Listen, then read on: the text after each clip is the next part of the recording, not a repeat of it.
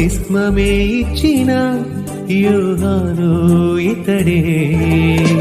అరణ్యంలో కేకలు వేయు యోహానొక శబ్దమని ముందుగా యెషయా ప్రవచించిన వాడితడే. తన వెనుక వచ్చిన వాడే సర్వశక్తిమంతుడని తన చెప్పుల వారును విప్పే అర్హతే తనకు లేదని